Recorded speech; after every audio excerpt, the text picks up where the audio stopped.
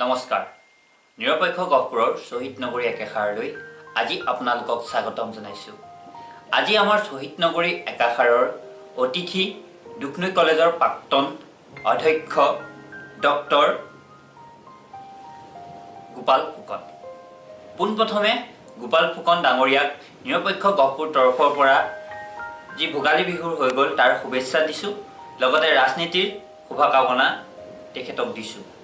লগতে পোনপ্ৰথমে আমি ৰাজনীতিৰ এইবাবেই তেখেতক ওলগ দিছোঁ কিয়নো বৰ্তমান দেখা পোৱা গৈছে যি নাগৰিকত্ব সংশোধনী বিধেয়কৰ বিৰুদ্ধে সমগ্ৰ অসমৰ লগতে গহপুৰতো বিভিন্ন দল সংগঠনৰ লগতে বিৰোধী ৰাজনীতি দলসমূহে আন্দোলন কৰিছে। তেখেতক দেখা পোৱা গৈছে অসম গণ পৰিষদৰ মূল গুৰি ধৰোঁতা হিচাপে। হয়, গোপাল ফুকন ডাঙৰীয়া, পোনপ্ৰথমে নিৰপেক্ষ গহপুৰ তৰফৰ পৰা আপোনাক ধন্যবাদ জ্ঞাপন কৰিছোঁ আজি অনুষ্ঠানটোত আপুনি সময় দিয়াৰ বাবে আমাক। মই আপোনালোকক আন্তৰিক শ্ৰদ্ধা জনাইছোঁ। প্ৰথমে সকলো ৰাইজক মই নমস্কাৰ জনাইছোঁ আৰু বিশেষকৈ নিৰপেক্ষ গহপুৰলৈ মোৰ আন্তৰিক শুভেচ্ছা জনাইছোঁ আপোনালোকে মই এই সুবিধাখন মোক দিয়াৰ বাবে। হয়, আমি আজি বিশেষকৈ গোপাল ফুকন ডাঙৰীয়াৰ পৰা আমি ৰাজনীতিৰ লগতে তেওঁ শৈশৱ, তেওঁ কলেজৰ দিনৰ কথা, তেওঁ কৰ্মজীৱনৰ কথা, শিক্ষা জীৱনৰ কথা সকলো আলোচনা কৰিম। কিন্তু আমাৰ মূল বিষয় আজি ৰাজনীতিৰ কথা আমি পাতিম, কিয়নো গহপুৰৰ প্ৰেক্ষাপটত অসম গণ পৰিষদ দলৰ প্ৰাসংগিকতা আছে, প্ৰদেশ কংগ্ৰেছৰ প্ৰাসংগিকতা আছে, বৰ্তমান বিজেপি চৰকাৰখনৰো প্ৰাসংগিকতা আছে। কিন্তু তেনে পাকখনত আঞ্চলিকতাৰ যি গহপুৰত বৰ্তমান সময়ত একেবাৰে নাই বুলি ক'ব লাগিব। আঞ্চলিকতাৰ যি গণেশ কুটুম ছাৰৰ যি নেতৃত্বত গহপুৰৰ অসম গণ পৰিষদ দলে যিদৰে ঘাই শিপা অৰ্থাৎ গহপুৰৰ যি ইতিহাস ৰচিছিলে এটা সময়ত, অৰ্থাৎ আজিও ইতিহাস হৈ আছে বহুত আজি, কিন্তু সেই অসম গণ পৰিষদ দলৰ ৰাজনীতিৰ আঞ্চলিকতা প্ৰাসংগিকতা বৰ্তমান সময়ত নাই বুলি এইকাৰণেই আমি ক'ব বিচাৰিছোঁ কিয়নো বৰ্তমান যি পঞ্চায়ত ইলেকশ্যন আগন্তুক পঞ্চায়ত ইলেকশ্যন গ'ল তাতো ভাল ফলাফল দেখাব নোৱাৰিলে। যিটো লোকসভাৰতো ভাল ফলাফল দেখাব নোৱাৰিলে। বৰ্তমান আমাৰ আকৌ লোকসভা আহি আছে। তেনে পাকখনত গোপাল ফুকন ডাঙৰীয়াই কিছু ভূমিকা লোৱা দেখা পোৱা গৈছে অসম গণ পৰিষদ দলটোত। মই পোনপ্ৰথমে সুধিব বিচাৰোঁ যে অসম গণ পৰিষদৰ সঁচাকৈ গহপুৰত প্ৰাসংগিকতা ৰাইজে হেৰুৱাই পেলাইছে নেকি? মই আচলতে তেনেকৈ নাভাবোঁ। হয়, আমি যেতিয়া গণেশ কুটুম আছিল তেতিয়া আমাৰ অসম গণ পৰিষদৰ ইয়াত জয় জয় মই আছিল। হয়, তাৰপিছত যেতিয়া 15 বছৰ কংগ্ৰেছৰ শাসনকাল হ'ল তেতিয়াৰ পৰাই আমাৰ গণ পৰিষদৰ প্ৰায় যিবোৰ আমাৰ ব্যক্তিবোৰ আছিল তেখেতসকলৰ প্ৰায় নিশ্চিন্ন কৰাইছিলে, তেওঁলোকে গ্ৰাস কৰি ধৰিছিলে। আৰু শেষত যেতিয়া AGP-য়ে বিজেপিৰ লগত সহযোগ কৰিলে, যেতিয়া আমি একে দল কৰি মিত্ৰজোঁটৰ হৈ পেলাই আমাৰ চৰকাৰ গঠনত ব্ৰতী হ'ল, তেতিয়া দেখিলোঁ বিজেপি আমাক দেখোন একেবাৰে অজগৰ সাপৰ নিচিনা প্ৰায় গ্ৰাস কৰিবলৈ বিচাৰিলে। গতিকে কিন্তু মই নাভাবোঁ যে সদায় ৰাজনীতি এনেকুৱা হৈ নাথাকে, কোনো ধ্ৰুৱ কোনো কনষ্টেণ্ট নাথাকে। আমাৰ আকৌ এতিয়া আঞ্চলিকতা যথেষ্টখিনি প্ৰয়োজন হৈছে। আমাৰ দেশখন এনেকুৱা এটা অৱস্থা হৈছে, জ্বলন্তময় এটা অগ্নিগৰ্ভ অৱস্থা অসমৰ। আপুনি চাৰিওপিনে যাব নোৱাৰে। ছাত্ৰ ছাত্ৰী বা নৱপ্ৰজন্মই কেনেকুৱা ৰাস্তালৈ ওলাই আহিছে। আমাৰ ডেকা ল'ৰা দিল্লীত গৈ পেলাই উলংগ হ'বলগীয়া হৈছে। এনেকুৱাটো অত্যাচাৰ হ'ব নালাগে। এইখিনি কথা আমি পৰ্যায়ক্ৰমে পাতিম, কিন্তু মোৰ প্ৰথম প্ৰশ্নটোৱে হৈছে যে গহপুৰত অসম গণ পৰিষদ দলটোৰ প্ৰাসংগিক নাইকিয়া হৈ পৰিছে নেকি? নাই, যদিও তেনেকুৱা মাজতে হৈছিলে, কিন্তু এতিয়া লাহে লাহে ঘূৰি ধৰিছে, ঠন ধৰি উঠিছে। মই ভাবোঁ যে আগন্তুক কালত AGP আকৌ ঠন ধৰি উঠি আগৰ নিচিনা এই আমাৰ গণেশ কুটুমৰ দিনৰ অৱস্থালৈ এবাৰ আহিব বুলি মই ভাবিছোঁ। এইকণতে আৰু এটা কথা সুধিব লাগিব। তেখেতে কৈছে যে আকৌ ঠন ধৰি আহিব অসম গণ পৰিষদ দলটো, কিন্তু যি পঞ্চায়ত ইলেকশ্যন হৈ গ'ল তাত বৰ ভাল ফলাফল দেখা পোৱা নগ'ল, কিয়নো এখনো আসন তেওঁলোকে ল'ব, অসম গণ পৰিষদ দলটোৱে আপোনালোকৰ ল'ব নোৱাৰিলে। ইয়াৰ মূলতে কি কাৰণ বুলি ভাবে? আমাৰ গহপুৰ প্ৰেক্ষাপটত আপুনি কথাখিনি কওক। মই ভাবোঁ সেইখিনি সময়ত আমাৰ যিটো AGP দল আমাৰ গহপুৰ জিলা সমিতিৰ তেওঁক আমি খুব সুগন্ধিতভাৱে কাম কৰিব পৰা নাছিলোঁ। আৰু মোৰ অহা বেছি দিন হোৱা নাই। মই অগপত অহা প্ৰায় জুন মাহত জইন কৰিছোঁ। গতিকে 2018 জুনৰ পৰা ধৰি এতিয়া অবিৰতভাৱে কাম আমি কৰি আছোঁ। আৰু এতিয়া লাহে লাহে দেখিছোঁ আমি ৰাইজৰ মাজত অলপকৈ দেখিছোঁ যে মানুহবোৰ আগৰ কথালৈ ঘূৰি আহিছে। হয় তেওঁলোকে কৈছে যে আমাক কংগ্ৰেছৰ পৰা আমি দুৰ্নীতি ভ্ৰষ্টাচাৰ এইবোৰ আছিলেই হয় বিজেপিৰ হ'ল আৰু মিথ্যাচাৰ কংগ্ৰেছতকৈ ওপৰত হয় আৰু তেওঁলোকে আমি বিজেপিৰ চবচে ডাঙৰ কথাবোৰ হৈছে যে আমি অসমীয়া হিচাপে আমাৰ যি স্বতন্ত্ৰতা না আপুনি বিজেপি চৰকাৰখনৰ বিষয়ে আজি আমাৰ আলোচ্য বিষয় নহয় বিজেপি চৰকাৰে কি কৰিছে কি নাই কোৱা সেই আমি পৰৱৰ্তী সময়ত আমি সেই আলোচনা কৰিম কিন্তু আজি আমাৰ বিষয় হ'ল অসম গণ পৰিষদ দলটোৰ গহপুৰ যিদৰে এটা সময়ত আস্থা আছিল অসম গণ পৰিষদ গণেশ কুটুম ডাঙৰীয়াৰ যিদৰে আস্থা আছিল আমাৰ মহকুমাটোৰ যিদৰে অসম গণেশ কুটুমৰ দিনত যিদৰে আমাৰ মহকুমাই হওক বা বিভিন্ন আমাৰ কীৰ্তিচিহ্নখিনিৰ প্ৰতি যিদৰে গণেশ কুটুমৰ দিনত যিটো আঞ্চলিকতাৰ যিটো এটা ঢৌ বৈছিল কিন্তু সেই ঢৌটো পৰ্যায়ক্ৰমে তেখেত যোৱাৰ পাছৰ পৰাই কিন্তু দেখা পোৱা নাই যোৱা কিন্তু ৰিপুণ বৰা ছাৰৰ দিনতো ব্যতিক্ৰমী দেখা গ'ল অসম গণ পৰিষদ দলটো একেবাৰে নিষ্ঠা নাইকিয়া নিচিনা হৈছে গহপুৰ প্ৰেক্ষাপটত তাৰপিছত দেখা গ'ল এই যি বিজেপিৰ লগত মিত্ৰতা কৰিছিল তেওঁলোকক মিত্ৰতা কৰিছিল যদিও কিন্তু গহপুৰৰ যিসকল অসম গণ পৰিষদৰ যি বিষয়বাব আছিল কিন্তু তেওঁলোকে অসম গণ পৰিষদৰ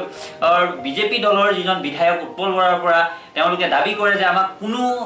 তেওঁলোকে গুৰুত্ব দিয়ে নে কি অসম গণ পৰিষদ দলৰ গহপুৰৰ বিষয়ববীয়াসকলে উৎপল বৰা ডাঙৰীয়াৰ পৰা বস্তুখিনি আদায় কৰিব ল'ব পৰা নাই নে তেওঁলোকৰ কিছু হেমাহি আছে আমাৰ তেওঁলোকৰ যিটো মিত্ৰতা আছিলে হয় এই বন্ধুসুলভ মিত্ৰতাৰ যিখিনি মাত্ৰা যিখিনি সন্মান আমাৰ বিধায়কজনে কিন্তু আমাক এজিপি পাৰ্টীৰ মানুহবোৰক দিব পৰা নাই হয় দিয়া নাই দিয়া নাই ঠিকে আছে আমি মানিছো কিন্তু এটা কথা ইয়াতে স্পষ্ট কৰিব লাগে আপুনি কিয়নো আপুনি বৰ্তমান অসম খুব কম দিন হৈছে যদিও আপুনি উত্তৰভাৱে বৰ্তমান সময়কণত আপুনি বৰ্তমান দায়িত্বত থাকি লগা দেখা পোৱা গৈছে আগন্তুক যি পঞ্চায়ত নিৰ্বাচন হ'ব তাৰ পৰা আপোনাক আমি দেখা পোৱা গৈছে সেইকাৰণে আপোনাক প্ৰশ্নটো আমি বাৰে বাৰে সুধিছো যে যিহেতু উৎপল বৰা মহোদয়ে যেতিয়ালৈকে আপোনালোকে গুৰুত্ব দিয়া নাই আপুনি স্বীকাৰ কৰিছে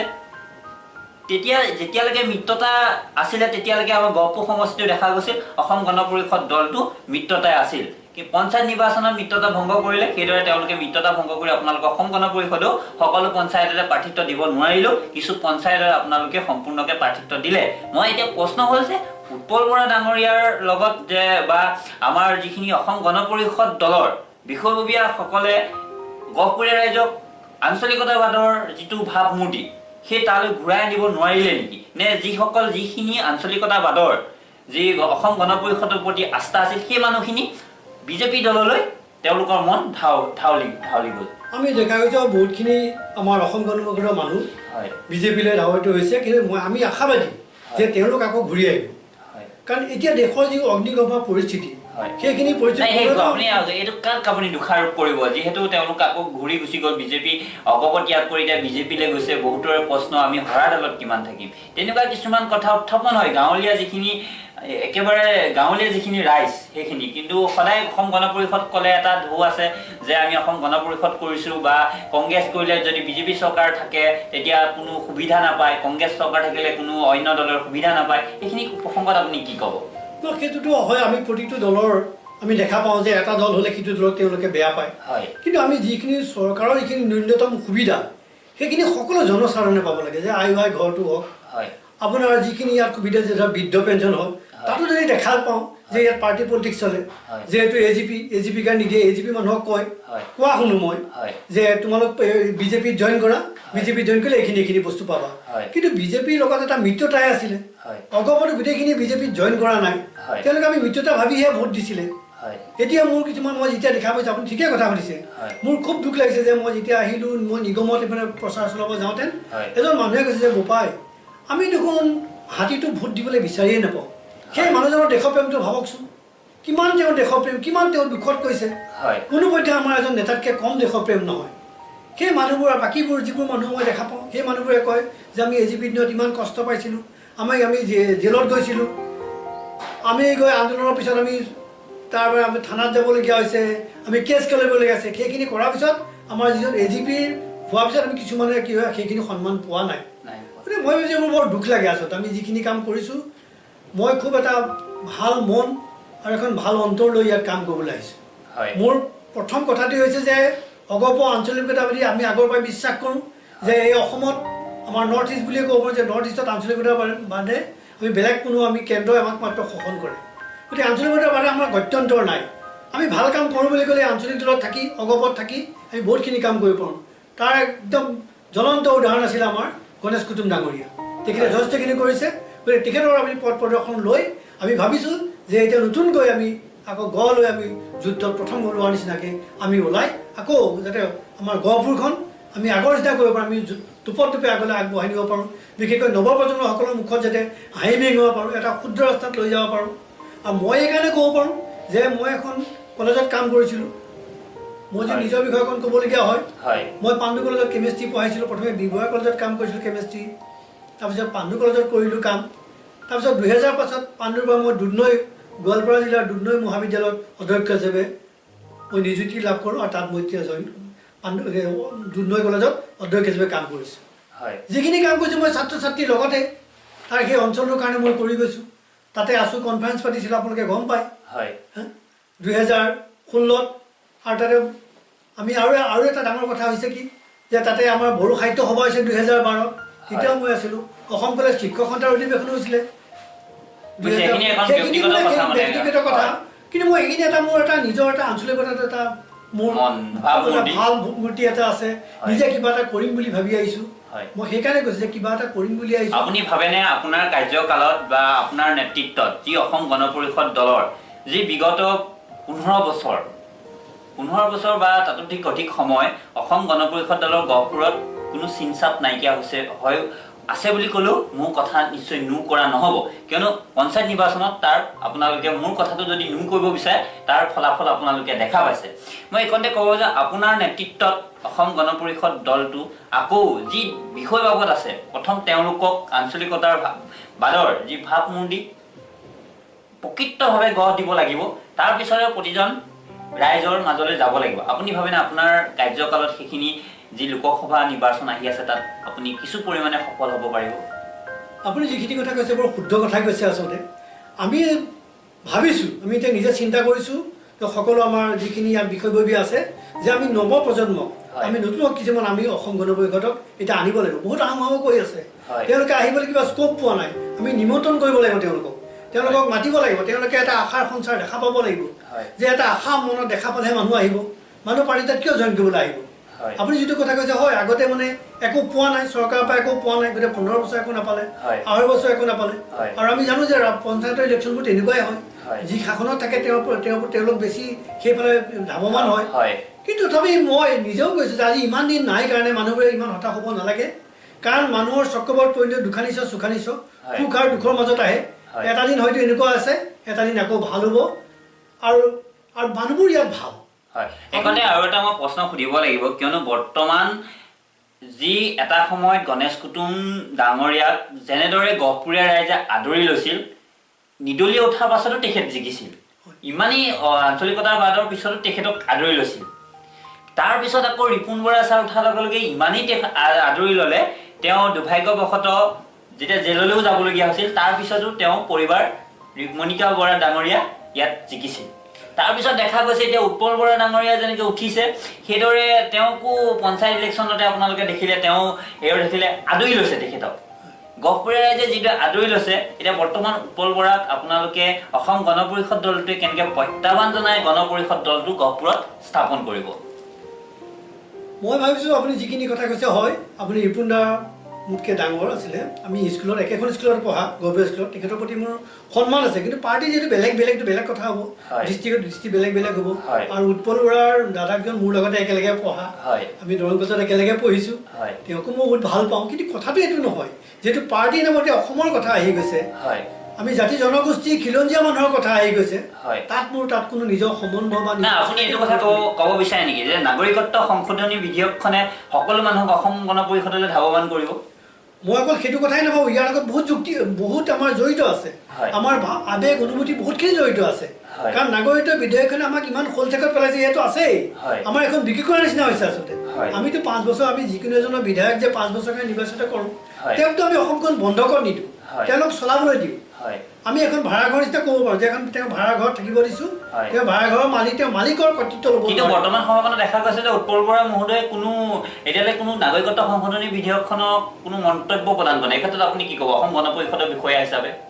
তেওঁটো বেয়া কাম কৰিছে। তেওঁ আচলতে বিশেষকৈ অসমীয়া হিচাপে আমাৰ ইয়াৰ গহপুৰ আছে, আমাৰ গহপুৰৰ ইয়াত এটা আঞ্চলিকতাৰ সদায় এটা মনত মানুহবোৰৰ যিমানবোৰ দেখিছে যে তেওঁলোক জাতীয়তাবাদী ঢৌটো বা জাতীয় প্ৰেমটো বেছি, গতিকে তেনে এখন গহপুৰ এখন শ্বহীদ নগৰী, হয় ইয়াত মানুহ আগতে মৃত্যুবৰণ কৰিছে এখন দেশ স্বাধীনৰ কাৰণে তেনে এখন ঠাইত তেওঁ জন্ম হৈ তেওঁ দেশখনৰ কথা নাভাবিব এইটো অতি পৰিতাপৰ বিষয় আচলতে আমাৰ যদি নৱপ্ৰজন্মই এইটো কথা ভাবে অনুভৱ কৰে আমাৰ যদি ৰাইজে অনুভৱ কৰে তেতিয়া লাহে লাহেতো ৰাইজে ভাবিবলৈ অনুভৱ কৰিব যেতিয়া আমি আজি লাহে লাহে আমি গাঁও সভাত পাতিম আমি গাঁৱত যাম এতিয়া অকলতো গহপুৰ চেণ্টাৰ থাকিলেতো নহ'ব আমি এই কথাখিনি বাহিৰত গোটেই গাঁৱত নিব লাগিব গাঁৱত দিলে মই এতিয়াও আশাবাদী যে মানুহ এটা কথা প্ৰশ্ন হয় যে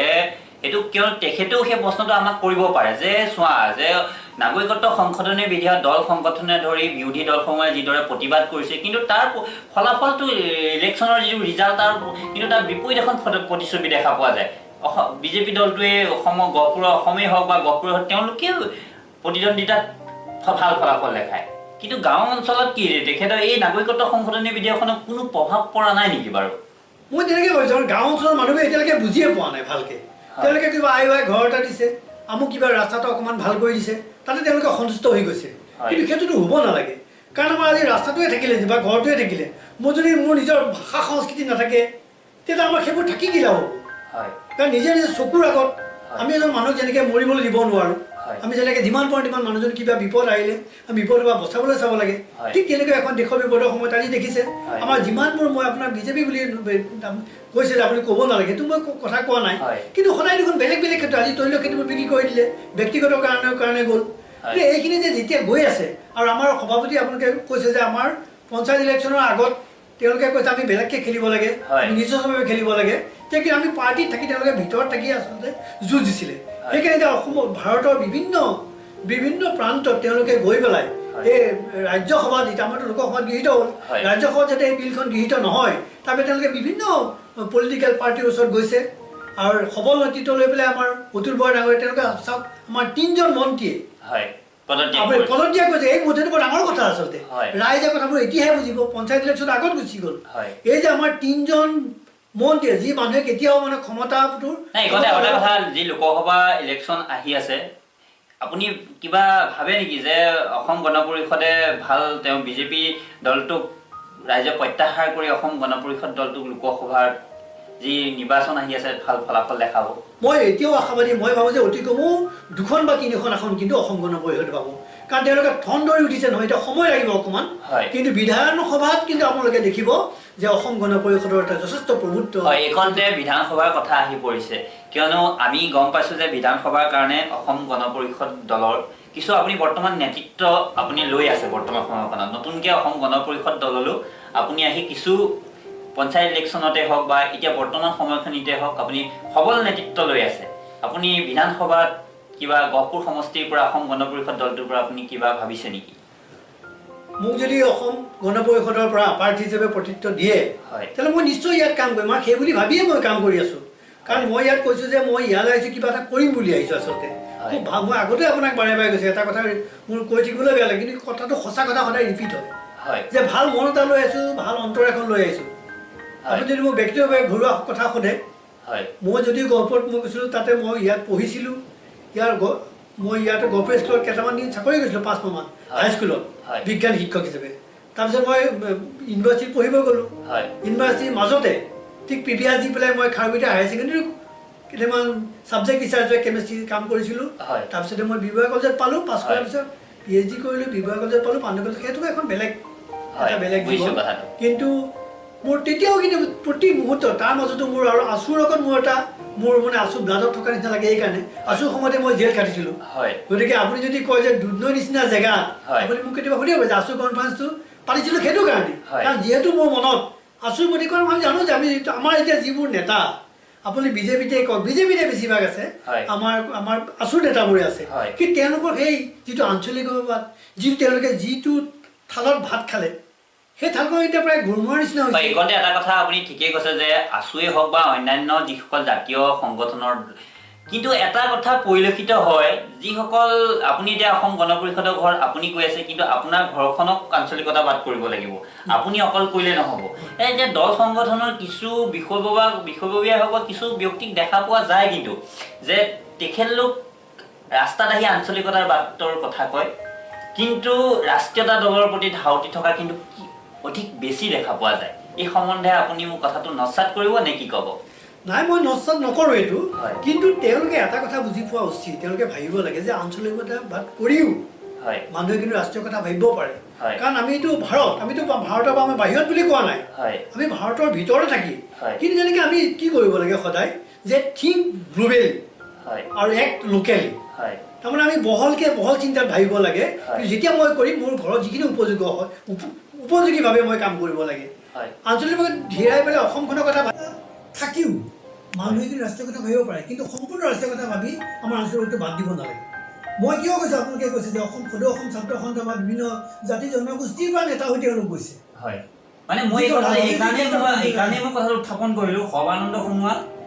গৈছে এক জাতীয় দলৰ পৰা কিন্তু তেওঁ ৰাষ্ট্ৰীয় দলত গৈ বৰ্তমান আমাৰ ৰাজ্যৰ দোষী কাম কৰি আছে জাতীয় নায়কৰ আখ্যা লৈ তেওঁ যি কৰি আছে সেইকাৰণে ক'লোঁ যে মই যে জাতীয় আঞ্চলিকতাবাদ কৰিও কিন্তু পিছত দেখা পোৱা যায় যে তাৰ ৰাষ্ট্ৰীয় দলত তেওঁলোকে প্ৰতিনিধিত্ব কৰিছে এই ক্ষেত্ৰত আপুনি কি ক'ব খুব চমুৱাই ক'ব ক্ষমতাই মানুহক মানে অন্ধ কৰে আচলতে হয় কিন্তু এটা কথা যে মূৰ্খৰ হাতত ক্ষমতা পৰিলে আচলতে মানুহ অন্ধ হয় হয় গতিকে মই যে ভালকৈ কিবা এটা কথা কাম কৰোঁ চিন্তা চৰ্চা কৰোঁ তেতিয়াহ'লে তাত মোৰ নিজৰ ঠাইখনৰ কথা মোৰ দেশখনৰ কথা মই ভাবিবই লাগিব মই কৰিবই লাগিব মই লোকক ভাল দেখাবলৈ গৈ মোৰ ভাই ভনীক মই বিক্ৰী কৰিব নোৱাৰোঁ মোৰ নিজৰ ঠাইখিনিক মই বেয়া কৰিব নোৱাৰোঁ গতিকে আমি খুব তেখেতৰ প্ৰতি আমাৰ খুব ভাল ভাৱ আছিলে আমি তেখেতক সন্মান কৰোঁ আমি কিমান এটা ভাল ভাৱ লৈ পেলাই তেওঁকে ভোট দিছিলোঁ তেওঁৰ লগতে আমি লাগিছিলোঁ তেওঁৰ পৰা বহুত আশা কৰিছিলোঁ কিন্তু তেওঁ সেই আশা তাৰ এখন বেলেগ প্ৰতিশ্ৰুতি আমি আমি অনুষ্ঠান সামৰিব লাগিব সদৌ শেষত আপোনাক এটা প্ৰশ্ন সুধিছোঁ যদি নাগৰিকত্ব সংশোধনী বিধেয়কখন গৃহীত হয় তেতিয়া গহপুৰ আঞ্চলিক যিটো এটা গণপৰিষদ দলে আপোনালোকে কি ভূমিকা গ্ৰহণ কৰিব আমি ইয়াত পুৰা সংগ্ৰাম চলাই যাম আমি ইয়াত আৰু কোনো দ্বিতীয় কথা আমি নাভাবোঁ আমি এইখন বিধেয়কখন আমাৰ কোনো পধ্যে অসমত হ'বই নোৱাৰে অসমৰ কাৰণে আমি জানো যে এইখন এক জাতিধ্বংসী বিধেয়ক এইখন বিধেয়ক হ'লে আমাৰ জনজাতি সকলোবোৰ জাতি জনগোষ্ঠী সকলোৰ ভাষা সংস্কৃতি আমাৰ বিনাশ হ'ব আমি নিজৰ চিনাকি দিবলৈ একো নাথাকিব গতিকে ইয়াৰ কাৰণে আমি পাৰ্যমানে আমি সংগ্ৰাম কৰি যাম আৰু একটো পাতে থকালৈকে আমি এই নিজৰ যিখিনি আমি কথা এই কথাবোৰ আমি পিছলৈ নাযাওঁ আমি এতিয়া অনুষ্ঠান সামৰিব লাগিব আমাৰো এটা আহ্বান তেখেত আঞ্চলিকতাৰ প্ৰতি যি ধাউতিয়ে আগবাঢ়ি আহিছে আগুৱাই যাওক নিৰপেক্ষ গহপুৰ তৰফৰ পৰা এইটো আমি তেওঁক শুভকামনা যাচিছোঁ আৰু লগতে সদৌ শেষত তেখেতে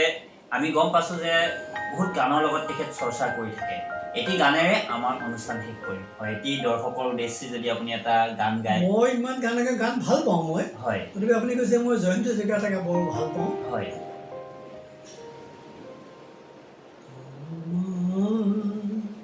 মৰমে দেহ তুলিলে বুকু দিলে যে কি যে মিঠা মিঠা কেনেকো কি যে কলিতি কুকুমেৰো সুৰভি উপচি গ'ল কি যে মিঠা মিঠা তোমাৰ মৰমে হয় ধন্যবাদ জনাইছোঁ আৰু এটা গাই হয় আৰু এটা মই গান নাগাওঁ মোৰ নিজৰ পৰিবাৰৰ বিষয়ে ক'ব লাগিব হয় কাৰণ মই তেওঁক আচলতে তেওঁ যিখিনি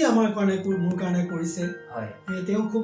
তেওঁ আচলতে জামুগুৰিৰ ছোৱালী তেওঁ ENT নাক কাণ ডিঙি বিশেষজ্ঞ মহেন্দ্ৰ মোহন হস্পিটেলত চাকৰি কৰে গতিকে তেওঁ মানে নিজেও খুব আঞ্চলিকবাদী ভাৱমূৰ্তি থকা আৰু মোৰ ছোৱালী এজনীয়ে আৰু আপোনালোকৰ ৰাইজৰ আশীৰ্বাদত তাই বৰপেটা মেডিকেল পঢ়িছে এইবাৰ ছিট পাইছে গতিকে মই নিজে এটা ভাবোঁ যে তেওঁ ছোৱালীজনীক চাব গতিকে মই ইয়াত সম্পূৰ্ণভাৱে আচলতে গহপুৰৰ ৰাইজৰ কাৰণে কাম কৰিবলৈ মই ওলাই আহিছোঁ গতিকে মই যে দুৰ্নীতি আপোনালোকে যিবোৰ মানুহে কৈ থাকে তাত সেইটো দুৰ্নীতিটো বেয়া পাওঁৱেই আৰু মোৰ শিক্ষা এইটোও নকয় অৱশ্যে মই যেতিয়ালৈকে আছোঁ কিন্তু এতিয়াও মই আপোনাক আমি দেখা পাওঁ যে শাসনত যোনে বাঘ ধৰি নিজে ধৰে ধৰাৰ লগে লগে মানুহে খুব বেয়া কাম কৰে যে আমাৰ বিশ্বাস মানুহবোৰে কয় যে লংকাত যি যায় সেই ৰাৱণ হয় কিন্তু এটা কথা মই গহপুৰবাসীক ক'ব পাৰোঁ যে মই খুব নিষ্ঠাৰে সততাৰে আপোনালোকৰ লগত কাম কৰিবলৈ আহিছোঁ আপোনালোকে মোক দিহা পৰামৰ্শ দিব মোৰ কিবা সকলো মানুহে সবজ্ঞ নহয় মই সকলো নাজানিবও পাৰোঁ আপোনালোকে মোক যদি দেখুৱাই শুনাই দিয়ে নিশ্চয় মই আপোনালোকৰ লগত হাতত হাত ধৰি মই গহপুৰীয়া ৰাইজৰ প্ৰতি আপোনাৰ মোৰ সেইখিনিয়ে মই তেওঁলোকৰ প্ৰতি অনুৰোধ হয় মই পুনৰ তেওঁলোকক প্ৰণাম জনাইছোঁ হয় ৰাইজ সকলোকে মই প্ৰণাম জনাইছোঁ নতুন বছৰ দেৰিকৈ হ'লেও নতুন বছৰৰ শুভেচ্ছা জনালোঁ হয় আৰু আশা ৰাখিছোঁ আগন্তুক কালত হয় আমি একেলগে সকলো হাত ধৰি আঞ্চলিক শক্তিৰে হয় আমি যাতে আগুৱাই যাব কিবা পাৰোঁ। কৰিব পাৰোঁ সেয়ে মই আশা হয় কৰিছোঁ। সদৌ নিৰপেক্ষ গহপুৰৰ আজি ইমানখিনি সময় দিয়াৰ বাবে ডক্টৰ গোপাল ফুকন ডাঙৰীয়াক ধন্যবাদ জনাই আজি আমি অনুষ্ঠান সামৰিছোঁ।